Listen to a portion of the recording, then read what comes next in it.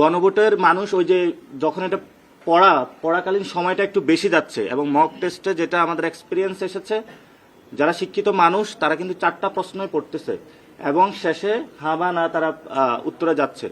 আমরা সেখানে বলেছিলাম যে এটা যদি একটা লিডিং কোশ্চেনে হয়ে জুলাই সনদের আপনি কি সমর্থন করেন নাকি করেন না, তাহলে হ্যাঁ বা না। যেমন হলো আপনি যদি ধানের প্রতীকে সিল মারেন বা দাড়িপাল্লায় মারেন বা আপনি শাপলাকলিতে মারেন, এটার ম্যানিফেস্টোটা কিন্তু আলাদা থাকে। এখন আপনি যদি প্রতীকের সাথে অনেকগুলো ম্যানিফেস্টো যোগ করে দেন 31 দফা, তাহলে একটা ভোটার গিয়ে 31 দফা পড়বে, জাতীয় নাগরিক পার্টির ইশতেহার পড়বে, তারপরে কি ভোট দিবে?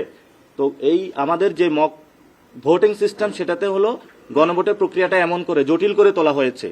এই জন্য হলো পুরো বাংলাদেশে তারা চিন্তাও করছে যে টাইমিংটা 1 আওয়ার এক্সপ্যান্ড করার জন্য। তো আমরা সেখানে বলেছিলাম যে আপনি যদি লিডিং কোশ্চেনে এটা দেন, জুলাই সনদে হ্যাঁ বা না বলুন, তাহলে এটা ইজি করার জন্য। এবং তারা বলেছে যে এটাতে সাংস্কৃতিক যে মন্ত্রণালয় রয়েছে তারা সেটাকে অনবোর্ড করতেছে, এবং আমাদের যে তথ্য মন্ত্রণালয়। কিন্তু আমরা বলেছি যে আপনি 2টা মন্ত্রণালয় দিয়ে শুধু পারবেন না, জনগণকে এটার মধ্যে বড় আকারে অ্যাক্টিভ তাদের পার্টিসিপেশন লাগবে, এবং সেই অ্যাক্টিভ পার্টিসিপেশনের জায়গায় আমরা সর্বোচ্চ সহযোগিতা করতে প্রস্তুত রয়েছি, যেহেতু একটা আমাদের নতুন একটি যুগে আমরা পদার্পণ করতে যাচ্ছি।